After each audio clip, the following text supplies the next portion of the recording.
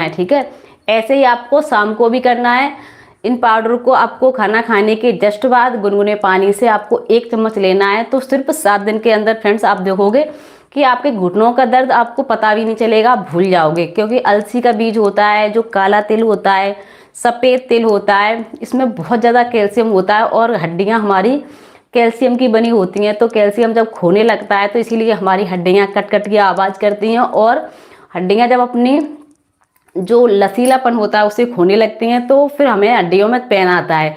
तो जो लचीलापन आएगा वो आएगा हमारे अलसी के बीज से। तो अलसी के बीज में बहुत अच्छा लचीलापन होता है और उसमें हमारी ग्रीस जो घुटनों में ख़त्म होती है तो वो घुटनों में ग्रीस भी बढ़ाएगा, ठीक है। तो इसको आपको दोनों टाइम लेना है, इस पाउडर को, ठीक है।